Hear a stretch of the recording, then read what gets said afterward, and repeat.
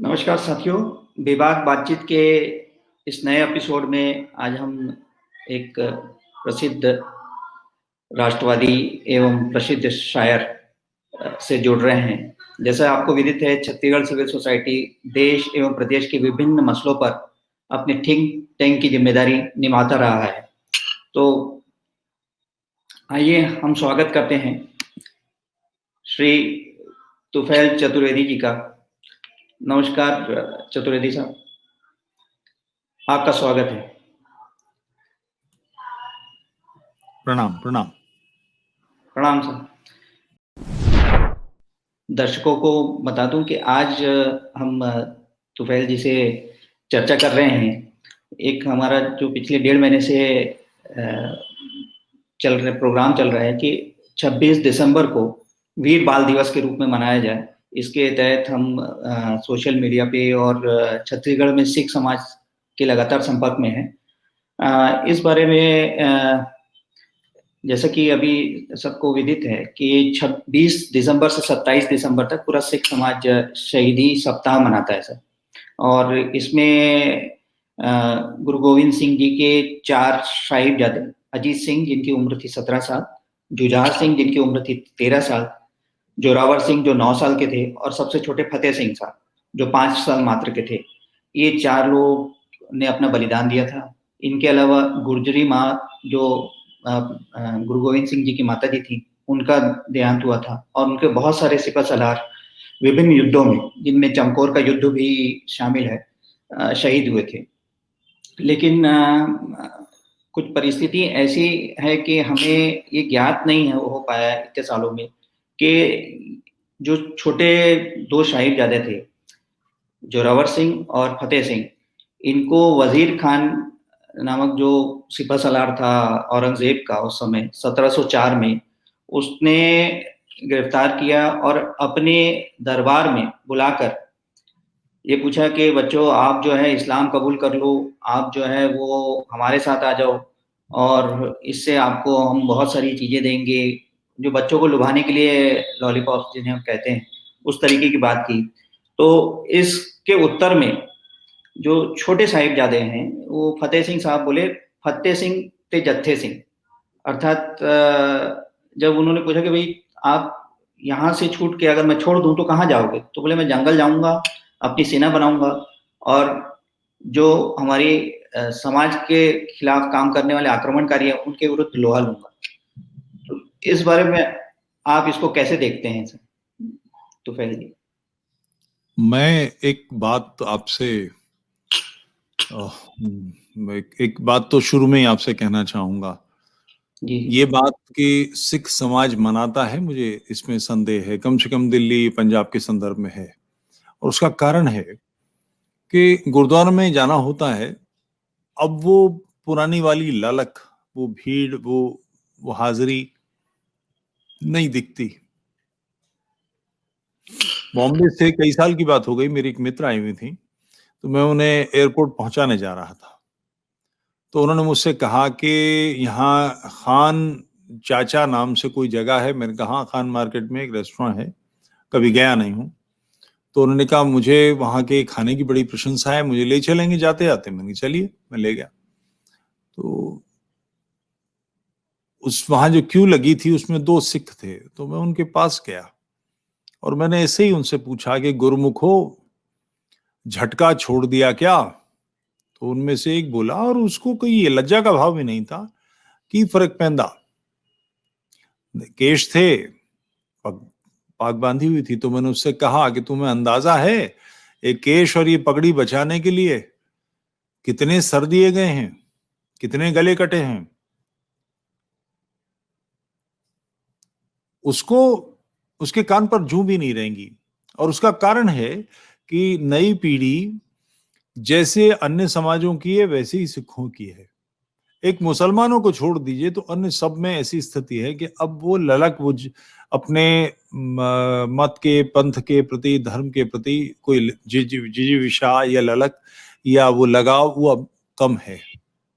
हो सकता है छत्तीसगढ़ में हो, मगर जो केंद्र है पंजाब या पंजाब से लगता हो दिल्ली, वहां तो नहीं दिखता, वहां तो नहीं दिखता।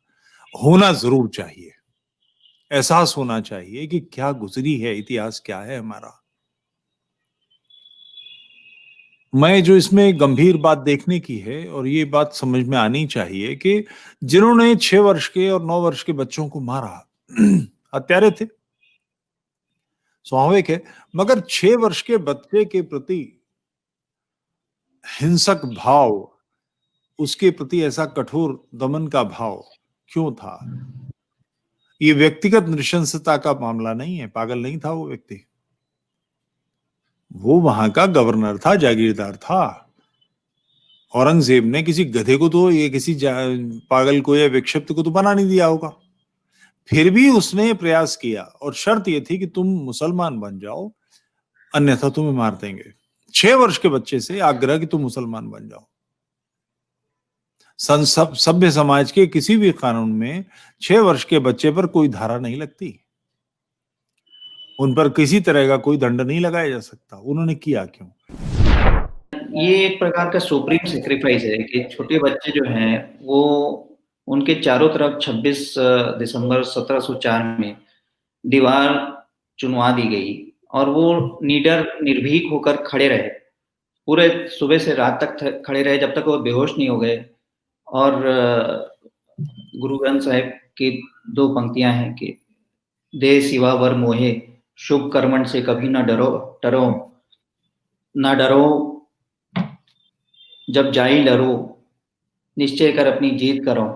तो वो भी पाठ करते रहे, लेकिन हमें इस चीज को समझने में अब 300 से ज्यादा साल लग गए थे। इन्हें जो रिस्पेक्ट मिलना चाहिए था वो भारतीय समाज, हिंदू समाज, भारतवर्ष नहीं दे पाया। इसके पीछे आपको क्या कारण लगता है? मैं यहाँ एक बात स्पष्ट कर दूं कि ये जो पंक्ति आपने पढ़ी है, देहु शिवा वर मोही है, शुभ कर्मन ते कबहू न टरो, ये गुरु ग्रंथ साहब में नहीं है। हाँ, ये चंडी दीवार का अंश है जो गुरु गोविंद सिंह जी की रचना है, जिसके बारे में अब अकाली ये कह रहे हैं कि गुरु गोविंद सिंह की रचना ही नहीं है। अब ये बातें हो रही हैं। अच्छा। सो ये उनकी रचना है, गुरु गोविंद सिंह जी की रचना है, क्योंकि कई चीजें ऐसी हैं जिस पर अब के लोग जो हैं बड़ा विवाद खड़ा कर रहे हैं। आप बिल्कुल ठीक कह रहे हैं कि एक अपने महापुरुषों के प्रति समाज में सम्मान होना चाहिए, मगर ये आता कहां से है? ये सम्मान का जो भाव है ये उपजता कहां से? जैसे उदाहरण से ही बात करता हूं, गांधी के प्रति लोगों को जानकारी कैसे है कि 2 अक्टूबर को पूरे पूरे पेज का कांग्रेस सरकार विज्ञापन देती थी। हर साल ये था, यानी सरकार ने इनकी प्रतिष्ठा बनाई। इससे मतलब नहीं है कि तथ्य क्या है, क्योंकि तथ्य तो कुछ है नहीं, वो तो अखबार में आ गया। फिर गाने सुने गए, दे दी हमें आजादी बिना खड़क बिना ढाल, पिक्चरें देखी। ये सारी चीजें कोर्स से आती हैं, ये राजाश्रय से आती हैं। तो राज्य का आश्रय तो उनको उपलब्धि नहीं था। राज्य तो टूल बना हुआ है बहुत लंबे समय से, प्रजातंत्र इस्लामियों का टूल बना हुआ है, तो वो कभी आया नहीं। और दूसरे कोर्स में आना चाहिए।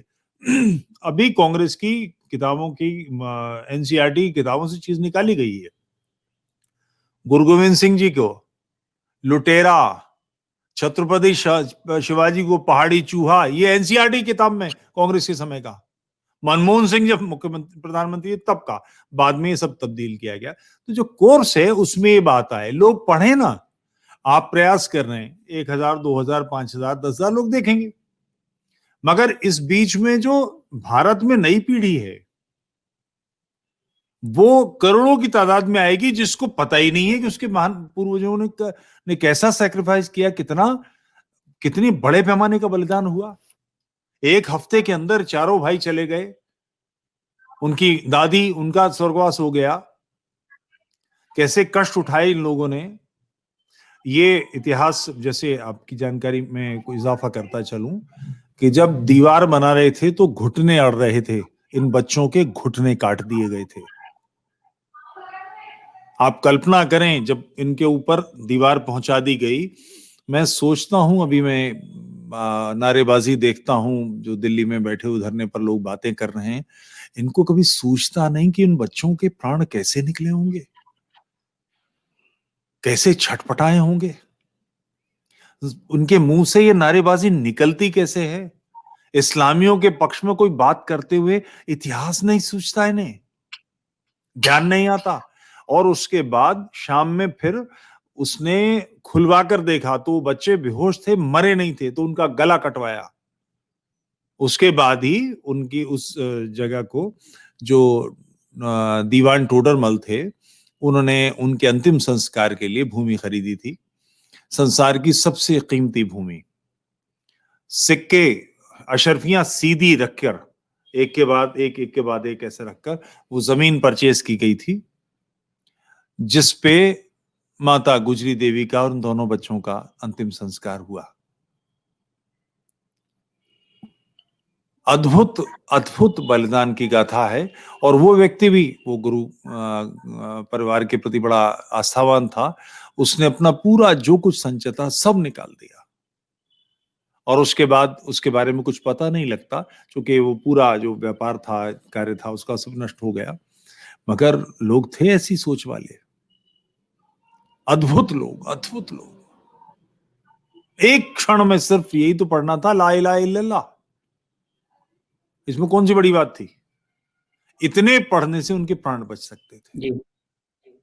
मगर 6 साल का बच्चा, 9 साल का बच्चा, उसने एक क्षण के लिए सोचा तक नहीं, बल्कि पलट के प्रश्न पूछा कि अगर ऐसा कर लेंगे, मुसलमान बन जाएंगे, तो मरेंगे नहीं क्या? अद्भुत लोग, महान लोग। और ये बड़े लंबे अरसे तक ऐसा होता रहा है कि इस सप्ताह भर पंजाब में रिवाज था कि लोग धरती पर सोते थे। और धरती पर सोने का मतलब वो रजाई गद्दा लेकर नहीं है, नंगी धरती पर सोना है, कुछ ओढ़ना नहीं, कुछ बिछाना नहीं। क्योंकि उनके उनके जो उन्हें रखा गया से ठंडे बुर्ज पे, वहां कोई चीज नहीं थी। और पंजाब तो ग्लोबल वार्मिंग का जमाना नहीं है, पंजाब तो बहुत ठंडा था उस समय। तो ये अनुभव करने के लिए एक सप्ताह के लिए लोग ऐसा करते थे। महान लोग थे, महान पूर्वज हैं हमारे, जिन्होंने अपना जीवन बलिदान दिया। इनको सम्मान मिलना चाहिए, मगर वो शिक्षा में आएगा तब होगा। खराबियां हैं ना, क्या है। छत्तीसगढ़ सिविल सोसाइटी और समस्त भारतवासियों की तरफ से हमने एक पिटीशन शुरू की है, जिसके अंतर्गत हम रिक्वेस्ट कर रहे हैं कि 26 दिसंबर को आने वाले वर्षों से वीर बाल दिवस के रूप में मनाया जाए। और मतलब दूसरा हम ये रिक्वेस्ट कर रहे हैं कि भारत सरकार से कि जो 4 ऐसे बालक जो 4 शहीद यादव जैसे वीर पुरुष रहे, वीरता के कारनामे करते हों, उनको हेलो सुनो मैं समझ। जी जी। तो उनके लिए सर 4 गोल्ड मेडल राष्ट्रीय स्तर पर और प्रदेश स्तर पे अलग अलग सरकारें दें, ऐसा हमारा प्रयास है। इस बारे में आप क्या कहना चाहेंगे? बहुत बढ़िया विचार है, बहुत अच्छा काम है। अपने महान पूर्वजों को याद करें हम, ये तो होना ही चाहिए। एक चीज मैं इसमें और बढ़ाना चाहूंगा, जो बहुत सरल है। 26 जनवरी पर वो बच्चे जिन्होंने बहादुरी की है, उन लोगों को परेड में सम्मिलित किया जाता है। 8, 10, 15, 20, 25 बच्चे अलग अलग स्थानों से, कोई डीएम कहीं किसी का नाम देता है, ये सब होता है। वो मेडल इस नाम से दे दिया जाए। इसमें तो सिर्फ एक पत्र से, जो डिपार्टमेंट है उसके सेक्रेटरी का एक पत्र लिखना पर्याप्त है, उससे आराम से हो जाएगा। और बाकी प्रदेश के स्तर पर एक काम हो, निश्चित रूप से होना चाहिए। बहुत अच्छी बात है, बहुत अच्छी बात है। अपने पूर्वजों के बारे में जाने, लोगों को पता हो, इतिहास पता हो कि हमारे साथ क्या हुआ है। हम तैयार कैसे होंगे? जो हमारा इतिहास हुआ वो श्रीनगर में भी हुआ, 40-45 साल बाद ही। जो श्रीनगर में आज से 20 साल 25 साल पहले हुआ है, वो जम्मू में नहीं होगा। जो जम्मू में जिसकी तैयारी है, वो रायगढ़ में नहीं होगा, छत्तीसगढ़ में नहीं होगा, तो हर जगह है। तो इसके बारे में इतिहास पता होगा, तभी हम लोग अपने इसको समझ पाएंगे और जागरूक हो पाएंगे। और ये विचार बहुत अच्छा है कि इस तरह का कोई प्रयास हो, प्रांतीय सरकारों पर दबाव बनाया जाए कि 4 साहबजादों के नाम से वीरता पदक दिए जाएं। बहुत बढ़िया बात है, बहुत ही अच्छा बात। ये बधाई के पात्र हैं आप लोग, आपने बहुत अच्छी चीज सोची है। ईश्वर आपको सफलता दे सर। और इस पे राष्ट्रीय स्तर पे सर, राष्ट्रीय सरकार को अगर हमें दबाव में लाना है तो उसके लिए क्या करना है आपके? सोशल मीडिया एक बड़ा टूल है, और एक कैंपेन सा चला लीजिए, कोई दिन तय कर लीजिए कि उस दिन बड़े पैमाने पर इस बारे में लोग बात करें, लिखें। ये जो सरकार है नई, ये बड़ी कॉन्शियस है सोशल मीडिया को ध्यान रखती है, उनकी नजर में आ जाएगा। आप ट्विटर पे और अपने यूट्यूब चैनल पे इस बारे में चर्चा जरूर करेंगे। हाँ, वो तो निश्चित है। कल ये सारा, अगर, और कल ही का नहीं, साहबजादों के बारे में तो हमेशा से ही बात करते हैं हम। मैं निजी रूप से हमेशा से करता हूं। जब भी इस्लाम पर बात आती है तो जो तथ्य हैं कि जिनके साथ ऐसा न्याय हुआ है, और वो कोई व्यक्ति के नाते न्याय नहीं हुआ है, वो गुरु गोविंद सिंह के बेटों का अन्याय नहीं है, वो मेरे घर के लोग हैं, इसलिए अन्याय हुआ कि वो हिंदू थे। इसलिए अन्याय करने वाले वो थे जो मुसलमान थे और कहते थे कि जो नॉन मुस्लिम है उनको मार के, तोड़ के, नुकसान पहुंचा के, दबाव दे के, धमका के कैसे भी इस्लाम में लाना है, उनके फोल्ड में लाना है। तो इसको एक्सपोज करना तो जीवन का लक्ष्य है, तो रात दिन का काम है। गुरु तेग बहादुर दिल्ली में शहीद हुए, उनके साथ के लोग पकौड़ों की तरह खौलते तेल में तल दिए गए। ऐसे भयानक अत्याचार किए इन कम वक्तों ने। तो ये बात लोगों को पता तो होना चाहिए, और आज का मुसलमान उसके लिए जिम्मेदार नहीं है। जाते जाते सर आपको बहुत बहुत धन्यवाद। आप हमारे साथ जुड़े और इतनी संदर्भ के साथ आपने व्याख्या की विभिन्न विषयों पे, और भविष्य में भी हम चाहेंगे कि आपसे हमारी बातचीत होती रहे, और कोरोना काल के बाद और जब भी आपका स्वास्थ्य अच्छा हो जाए तो हमारा अग्रिम निमंत्रण है सर आपको कि रायपुर छत्तीसगढ़ आपको पधारना है। वर्कशॉप का जैसा भी प्रोग्राम बनेगा हम आपको सूचित करेंगे, और आपसे सहमति लेके आपको रायपुर आना है, जिसका जब इच्छा हो मैं आ जाऊंगा, कोई विरोध नहीं। 250 श्रोता, अच्छा साउंड सिस्टम, 4 रोटी और दाल, इतने पेमेंट पे आ जाऊंगा बस, और कुछ नहीं चाहिए। आपसे टिकट तक नहीं चाहिए, मुझे उसका भी आग्रह नहीं है। सब व्यवस्था पर्याप्त है, पूर्वजों का ही छोड़ा बहुत है। आप जब बुलाएंगे मैं निश्चित आऊंगा, निश्चित आऊंगा। बहुत बहुत धन्यवाद। मेरा बहुत प्रणाम। राष्ट्र विजयी हो। वंदे मातरम।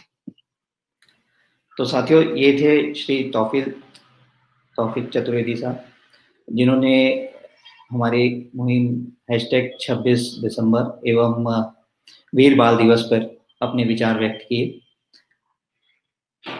और बहुत जल्द हम एक और प्रसिद्ध व्यक्ति के साथ परिचर्चा में शामिल होंगे। तब तक के लिए धन्यवाद। जय हिंद, जय भारत।